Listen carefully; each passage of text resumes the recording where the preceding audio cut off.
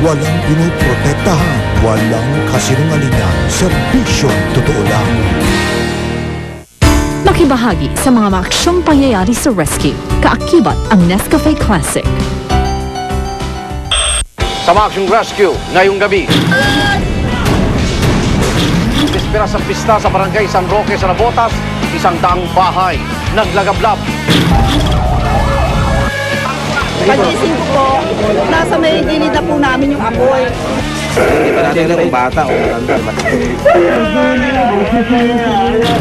Demolition sa San Juan, nabalot ng tensyon. Hindi kayo makatao! Mga bata, sanggol! Titigas nyo! Huwag kayong titigas, may mga bata! Hindi nila kami pinakinggan! At bayolenteng taong kalye sinagip ng Mayor's Action Command. Wala akong ginagawa! Hindi, ligan na. No! Nay! Bakit gabi? Ako naman Arnold Gravio. Oras na ng totoong drama at aksyon dito sa Rescue. Buhay namin ito, alerto sa kalitasan mo, alerto sa kalitasan mo, alerto sa kalitasan mo.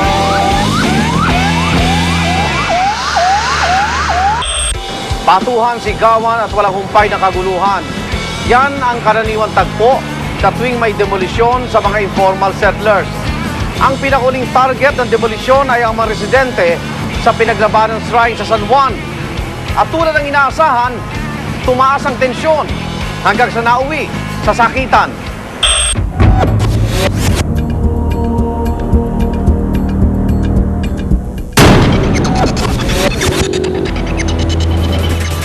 Alam naman natin, based sa batas ng Pilipinas, any national park or government site na ganyan, katulad ng pinaglabanan shrine, hindi talaga dapat lagyan ng mga informal settlers or illegal structures.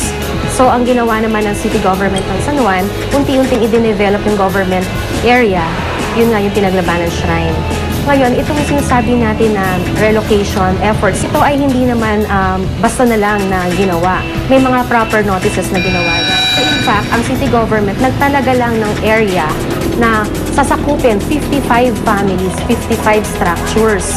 Ngayon sa 55 structures na yan, yun lang yung tatanggalin. Kasi yun lang naman pansamantala ang gagamitin na ng construction ng new city hall namin.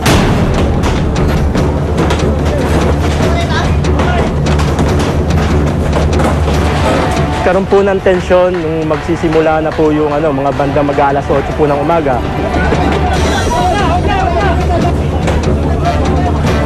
Hindi kayo makatao!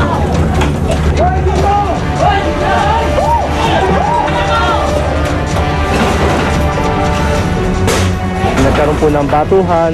Parehas po, meron pong sugatan sa pulis. Meron din po sugatan sa side po ng mga i-demolish na bahay. Sa kaso po ito, meron po mga nabato sa ulo. Umalis kayo dyan! Pwede kayo kasali dyan! Umalis kayo! Pumasok kayo sa bahay nyo! Pasok kayo doon! Pasok! Pasok sa bahay! Pasok! Pumasok na kayo sa bahay! Pasok kayo doon! Umalis kayo! Umalis kayo dyan! Ayaw!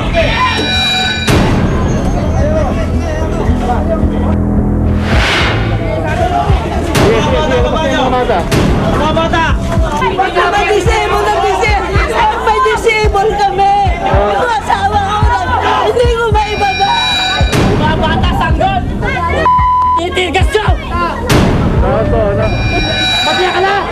Nagkatabi nyo kami! Huwag kayong titigas, may mga bata! Hindi nila kami pinakinggan! First time ko pong ma-involve sa ganito makita ko mismo ng aktual yung pangyayari. Katulad po yung mga sa tear gas, sa mga bata, para pong nakakaawa po. Kaya lang po, kami po yung trabaho po namin, kailangan namin gampanan. Kayo, tao din kayo, tatay din kayo, may mga anak din kayo. Sana naman, makonsensya naman kayo na ganito ang kinasasakitan namin. Sa ako lang, sa totoo lang, wala. Ako, sa party ko, wala akong notice na tanggap na mula sa kanila. Sa galit nila na yun, siyempre, natural na sa kanila yun magalit. Kami naman, kami, naunawa namin sila dahil kahit ikaw ba naman, lubaing ang bahay mo, masakit din sa'yo. Pero utos lang sa amin ng ano namin, nakakataas, sumusunod lang kami. Ang Montalban, isang sakay na lang yan. It was formerly called Montalban, pero ngayon Rodriguez Rizal. So, it's like going to Antipolo na very accessible. Alam naman natin na ang nagbabiyahe ng jeep, lahat ng transportation means ando doon na. Ito na yung pinakamalapit na relocation site na in-offer ng National Housing Authority. Hindi ko tatanggapin yun. Kahit libre. Mabuti sana kung kung halimbawa man sila magbigay ng bahay. Ang gusto ko dito lang, ayoko sa malayo. Kaya yung sweldo ng asawa ko, maliit lang.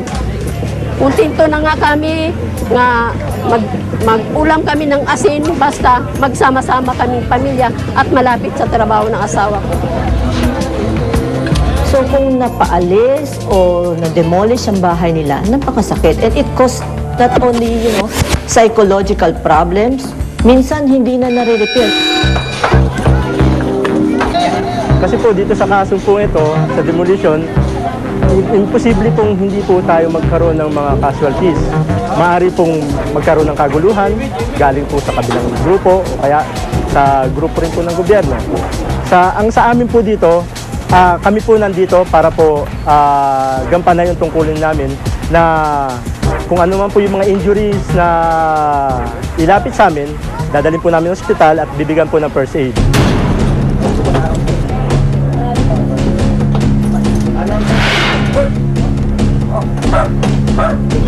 Sabi ng anak ko na ganun lang na siya raw tinamaan ng ligaw na bala, naligaw na bato, kaya nagkaroon kasugat siya.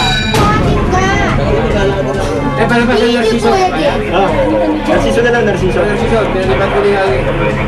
Butas yung laman niya dito sa paa, kaya nahirapan siyang itapak at ilakad ang kanyang paa. Sa ginawa po natin kanina, nilinis po ulit natin yung kanyang sugat. Kaya lang po sa nangyari, medyo ngayon po namaga yung paa niya. Kaya po yung pagka naglalagay po siya ng force, hindi doon sa kaliwang paa niya, mas kumikirot po. Pero bigyan na po siya ng anti-tetanus. Alalay na. Kasi pwersa mo yung bigat mo dyan. Mahawak ko sa akin.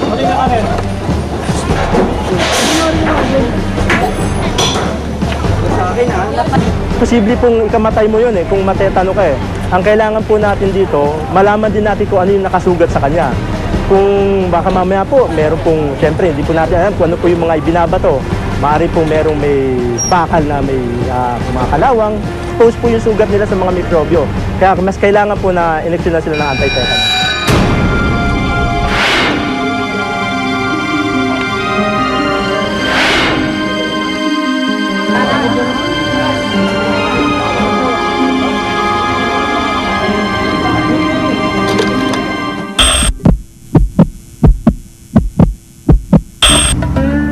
Magandang pabahay ito. It's a bungalow type. Although row houses, dikit-dikit din sila. Pero meron silang privacy at dahil nga separate yung mga housing. May payment scheme ang National Housing Authority, 200 pesos a month ang babayad nila. Pero may moratorium na 1 year. January 25, 2012 pa sila magbabayad ng 200 a month.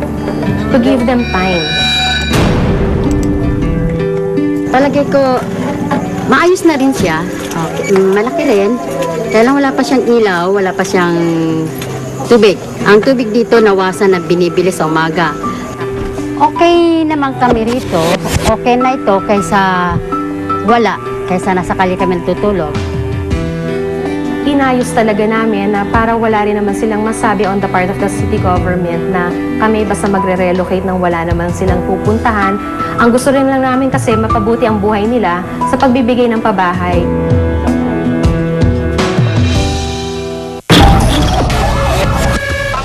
Pagising ko po, nasa may init na po namin yung apoy. Hindi pa natin kung bata o matanda.